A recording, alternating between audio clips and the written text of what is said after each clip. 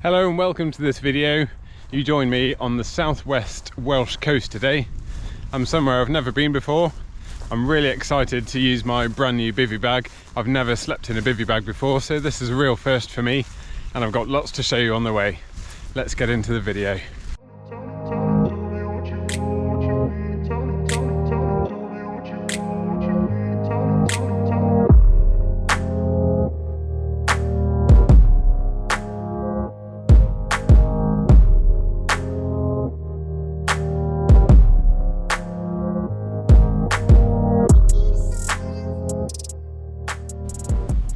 So although this isn't my first trip to Wales by a long shot, it is my first time out near Swansea.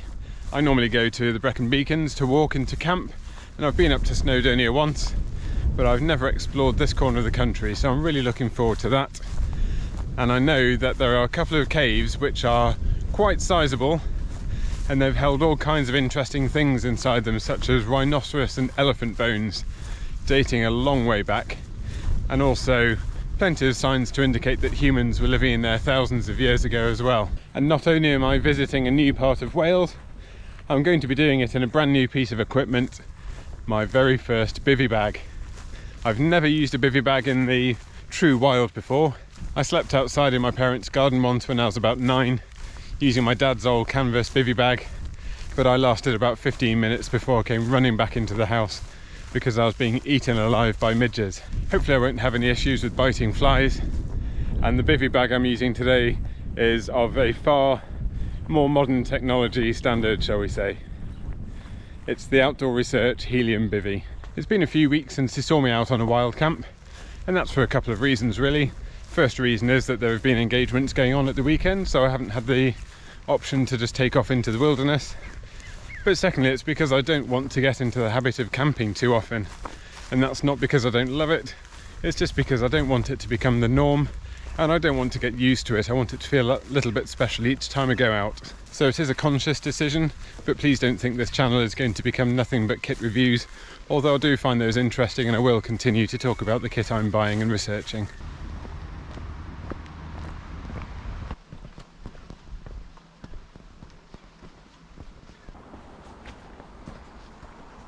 This walk is going to be a real mishmash of small villages, woodland, and then great big expansive exposed coastal paths.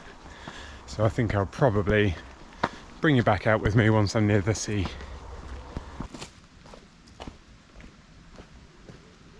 And as if by magic, here is the sea.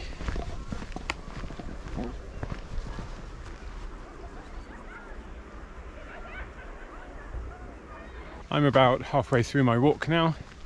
It's supposed to be about 8.5 miles, but I had a half-mile detour because one of the footpaths was just a barrage of stinging nettles. So I've added on half a mile, so I'm already looking at about 9 miles. So I should have about 2 hours to go. So I should be arriving at my hopeful pitching site at round about 7:30, I think. That is a lot of people. And I'm going to be walking out along the coast, wiggling my way all the way around here, just around the back there. As you might be able to tell, it is very hot today. I saw over 27 degrees Celsius in the car, so it's probably up over 35 Celsius out of the shade.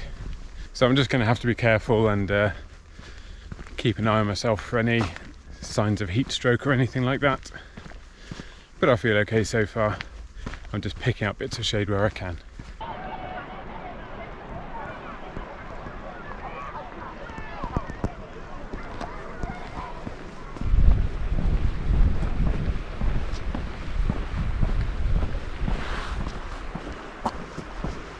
It feels like I'm in a different country today. Certainly not the UK, let alone Wales. It is phenomenal.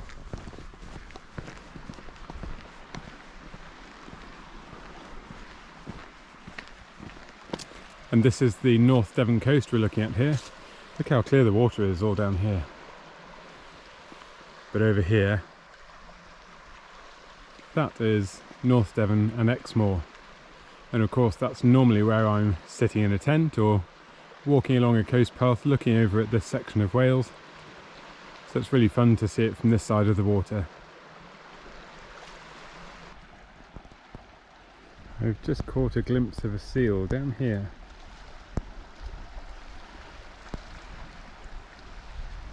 Just very happily bobbing around.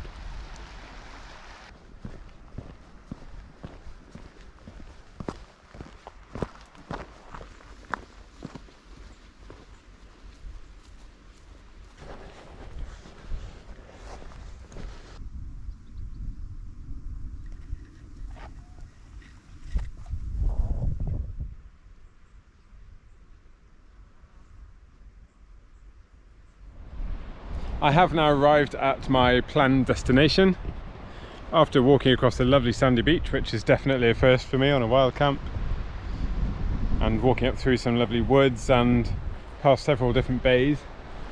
And I've just climbed down from the top up here. It's all quite craggy, as you can see, so you have to be quite careful. So I'll climb down to this little ledge, but it has this slightly leaning rock face. My plan was to put the bivvy down here somewhere, but then we've got lots of rocks like this one,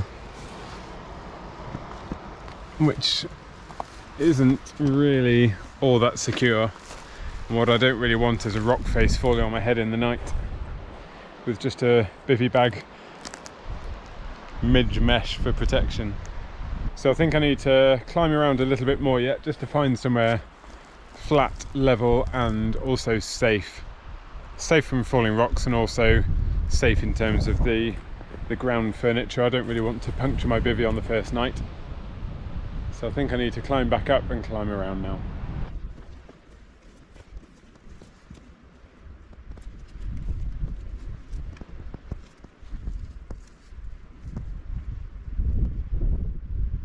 Okay, we're sorted now. I've decided on a fairly level pitch just to the side of my rucksack there on the ground. It's not the flattest pitch you've ever seen. It's sloping downhill a little bit, but I just had a test lie on it and I reckon I could sleep on that. So the hunt is over. I'll just show you now, if I walk closer to the edge, where that ledge was I was eyeing up earlier. So it's just under my finger there.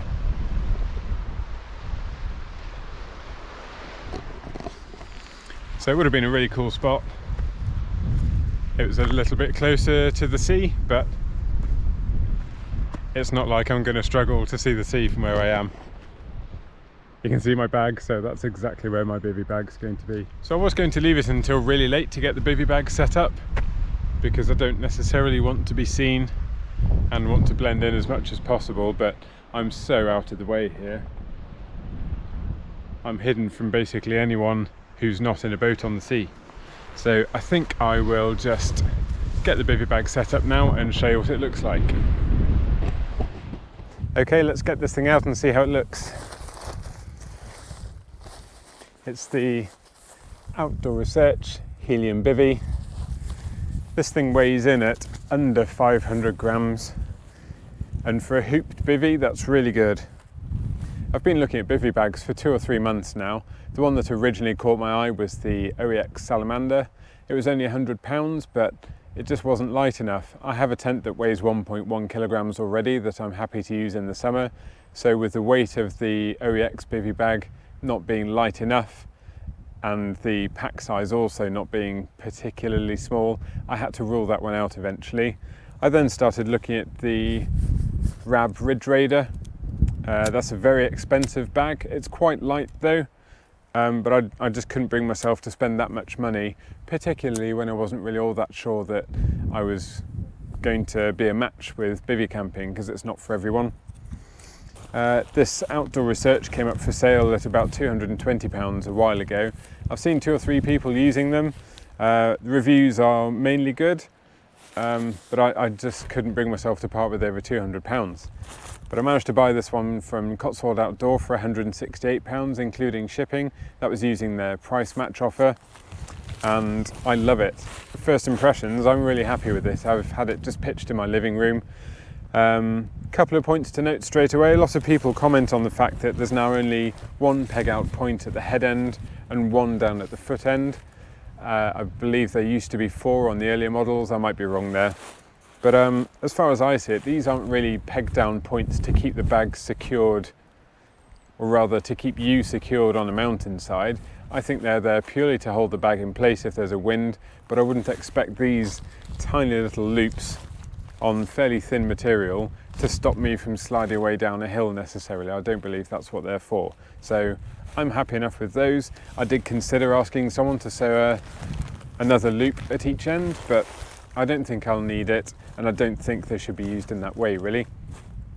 The other thing for me is that the hood opening doesn't secure all that well, so when you unzip the hood and you want to fasten it away from your face, there are some fixings there, but they don't work very well.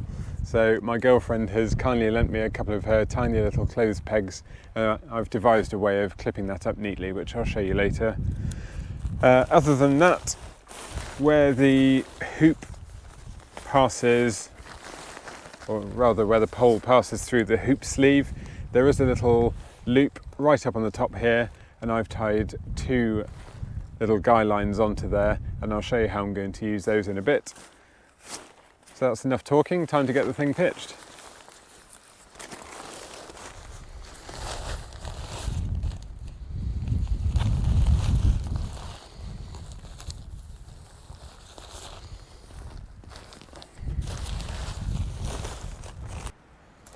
So here's your pole. It's a little plastic pole, just snaps into shape as you might expect. They even tell you where to put your pole in this little sleeve, so you undo the Velcro flap, feed the pole into the sleeve,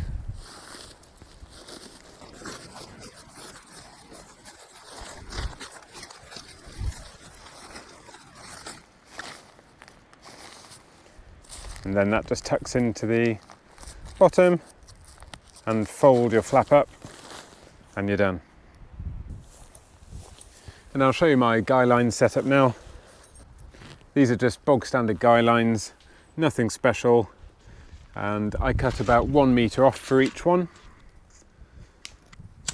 and then tied up the ends, attached a line lock to each one, and then tied them onto the loop up at the top of the hoop here.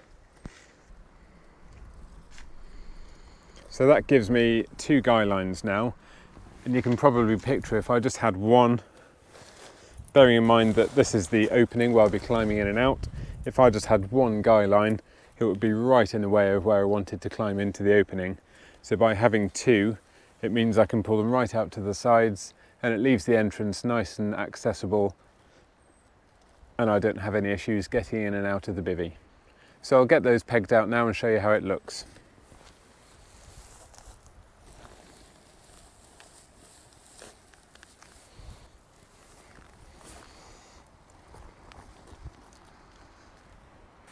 And I've still got 1 peg left, and that's for the loop down at the foot end.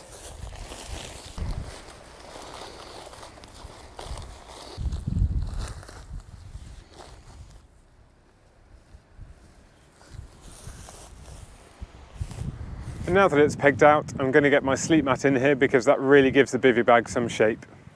As usual, I've got my Thermarest Neo Air X Therm. Although it's really warm at this time of year, so I don't need the high R value that this mat gives me. It's nice and thick and really comfortable. It's a good weight as well, at around about 650 grams. So it seems to make sense to me to use it. And I have already trial fitted this within the bivvy bag, so I know it fits. The entrance is double zipped, so you can zip from either side or open this all the way around. And then you've got the bug mesh as well, which is also double zipped. So you get both of those open, and then I'll feed my mat in.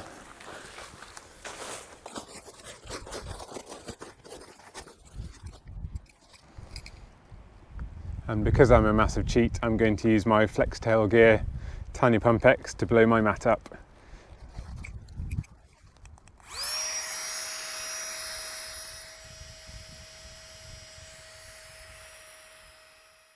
With the mat now inflated, I can push it all the way down, and then I find it just hooks in the corners here, and if I pull it back just a bit, I can actually tuck the bug mesh underneath it just to keep the bug mesh out of the way, and that's now in. So I'll show you the fixings that Outdoor Research give you for securing the hood out of the way. So there's a little triangular plastic piece here, and then there's a loop on the inside. But if you put that plastic piece through the loop, it doesn't really do a good job. I'll put both of them in so that you can see what I mean. So with those both in place, that's what you get. It's still able to hang down a really long way. So they're really ineffective. What I've been doing is using these little plastic clips, 2 little mini clothes pegs.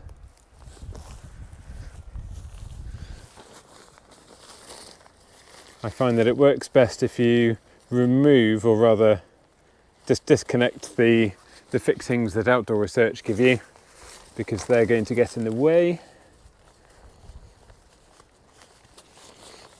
And then you can roll the hood up nice and tightly.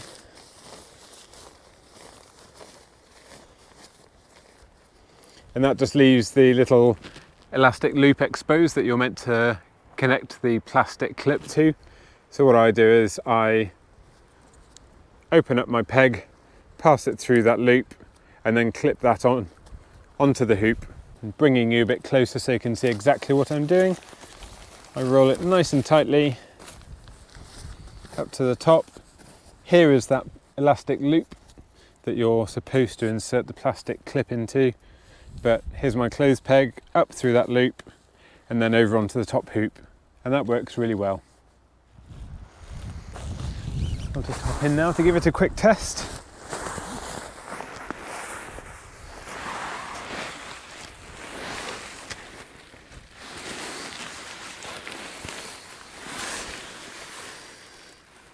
I can feel that I'm on a bit of a slope, but my feet are lower than my head. And it's actually a really comfortable angle. I was worried I was going to end up sliding down the mat, but it feels absolutely fine. And I can see straight up at that night sky. That's what I was really wanting a bivvy bag for. Well, there are 4 reasons really. I wanted to save a load of weight, save a load of pack volume. I wanted to be really discreet. And also I get this undisturbed view straight up at the night sky. So I don't have to lean out of my tent and prop myself up on one arm to crane my neck out to have a look at the stars. This is exactly what I wanted. Well, now the bivvy's up, I think it's time for some food.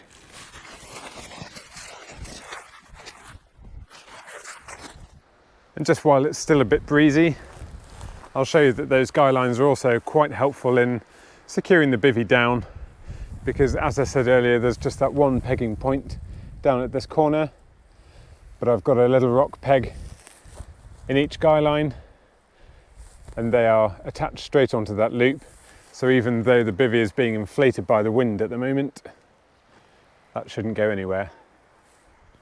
While I'm here, I'll also just say, whilst you could just put one guy line on and pull it off to one side, what I didn't want to do was start pulling the bag off at a funny angle. So what I can do now is just basically tension my guy lines to make sure that that loop is roughly straight, because if one guy line pulls too much, it's going to start pulling it out of shape. It also pulls the hoop down a bit and takes away your height inside. So I'm really happy with the way this is working. And you can see my clips in action there. And even though it's a lovely warm night, I think I'll still heat my food up. I've got a delicious Wayfarer's chicken tikka and rice meal. I've also brought a chocolate pudding, and I stuck a cheeky Cumberland sausage roll in my bag before I left as well. So I'll have 2 mains and 1 pudding, and I also chucked in a beer because I like to treat myself. Let's get it going. I have just been through my bag about 19 times to find the delicious beer that I thought I brought with me, I've been looking forward to that for the last 10 miles of walking, and it's not there.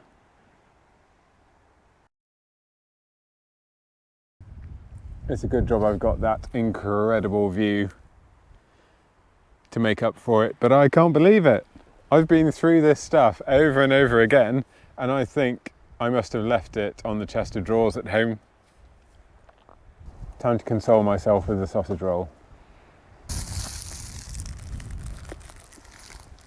While I take care of this sausage roll, I'll get some hot water on the go so that my chicken tikka and rice can be cooking up while I eat. I'm using my MSR wind burner, which is ideal for a spot like this. You've got a sea breeze coming in all the time, but this stove just never blows out. It can be tricky to get lit, as any stove would be in the wind, but once it's lit and you've got the pot on, it ain't going out. Wayfarer chicken tikka and rice. On my last video, someone commented saying it's really important that I let everyone know what I'm eating. So for those of you who do care, that's what I'm about to eat. I'm really starting to get that feeling I hoped I'd get from a bivvy camp. You get a bit more space and comfort and I suppose privacy with a tent. But with a bivvy bag, it just puts you that little bit closer to everything. I could be lying in the bivvy right now to eat, but I don't need to. It's really warm. It's not meant to drop below 15 Celsius tonight. I have no concerns about keeping warm in the bivvy bag tonight. I've got my Cumulus Quilt 250 with me, but honestly, I don't know if I'm going to need it. I brought my thermals, not because I thought I might be cold, but because I thought I might be too warm underneath that quilt. So if I need to, I can just lie in the bag in my thermals with nothing else in there with me. And I think I might be warm enough. I'm quite pleased there's a breeze coming through this way, so it's actually going to keep the air circulating through the bivvy, which will be absolutely perfect to keep the condensation down. But looking over to that North Devon coast from here is just perfect. And I'm really glad I came. Time for a bit of Wayfarer's chocolate pudding now. I've just crawled into the bivvy bag for a little bit, but look at this view.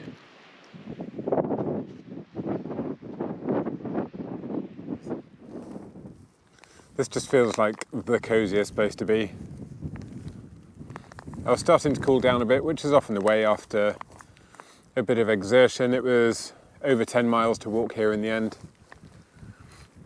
And of course I've been banging on about how hot it's been all day, but once a bit of a breeze kicks up, and once you start slowing down after walking for a few hours, you can easily start to lose temperature.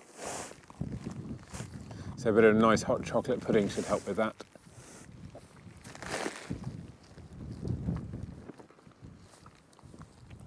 This pudding is so good. I haven't slept in this bivvy yet, but first impressions are really good. It feels like good quality. It's very, very light, but it feels good, and by all accounts it's Pertex material, so it should be waterproof. I wouldn't really want to use it with the hood fully zipped up in wet weather, so I think that's when I'd have to start involving a tarp just to allow me to keep the hood open and keep some airflow.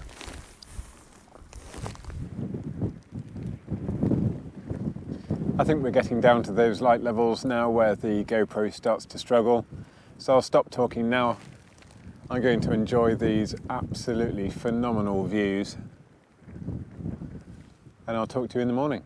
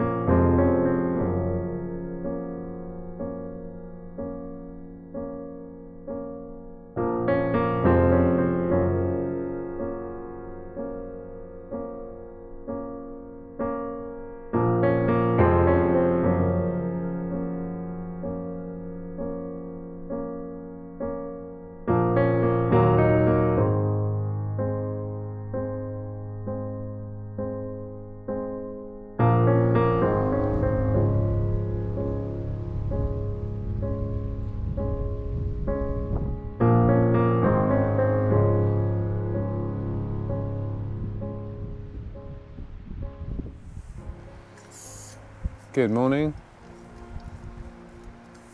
It's 5:45 in the morning. So the sun has officially risen, but because I'm behind this rocky escarpment here, I won't see the sun for more than half an hour yet, I don't think. It's time for some breakfast. That temperature is really going to pick up once the sun gets round here. And I'm really ready for breakfast.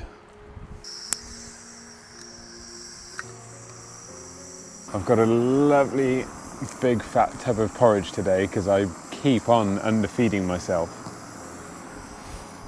So I'm determined not to go hungry today. It was actually quite cool in the night because I didn't fully shut up the bivvy bag. I had the mesh done up with about a foot open up at the top of it. But it's surprising just how much cooling air still came in there, which is perfect because it keeps the condensation down. I was warm enough, but I probably would be wearing a coat this morning if I'd brought one. A nice big tub of hot porridge will sort that out. I think I had about 3 hours of sleep, mainly because I was just gawping at the night sky. I mean, I bought this thing so that I could look at the stars, and yeah, that kind of stopped me from sleeping. There's just so much to see. I had the Milky Way directly overhead for quite a long time. The moon turned a real blood red as it dropped down into the sea, so that would have been a perfect time lapse. I actually swung the camera around to look at the rock formations here, and I could see the Plough constellation just dropping behind the rocks as well, which you've hopefully seen now. So hopefully I can catch up on a bit of sleep when I get home later today. So yeah, it did turn out that I was on really quite an incline last night, and I was a bit wary of this pegging point up at the head end taking all of that strain. I haven't inspected it closely yet, actually, but it looks like it's still hanging on this morning.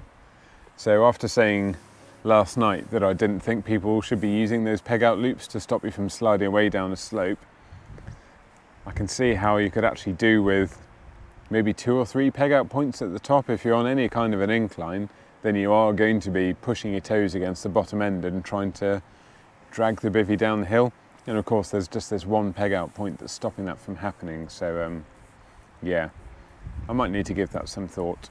So this was pegged to the ground like that, and I'm very happy to report that it's absolutely fine. If I look on the inside as well,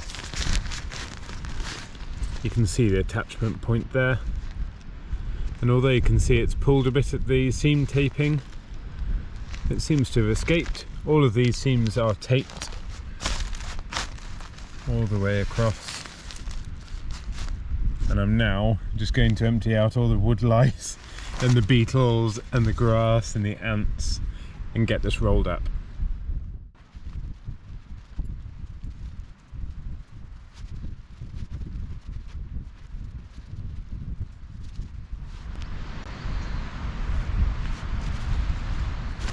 Okay, well, I've got everything packed up now. It's just about coming up 7:30, and it's an unbelievable day. The sun is right up in the sky now, and it's just absolutely dazzling. Look how blue the sea is. Well, packing up a bivvy is very easy, very quick. So that's another plus side, and it's even easier to leave no trace. So this is where I was, just to make sure I leave absolutely no trace. I've put back this rock that I just pried up out of the ground so that I didn't have an extra vertebra created for me in the night. So what I need to do now is just make my way back up. A little bit of scrambling to do to get back up onto the top, and then I'll head all the way down the coast, and hopefully we'll go and check out these caves now if I can find my way in.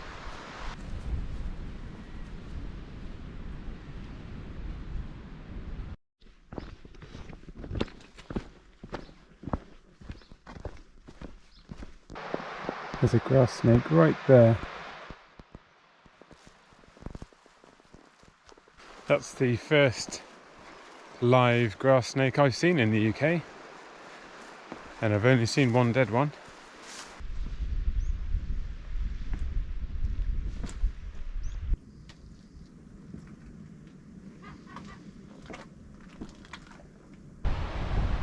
I do believe I've found the cave.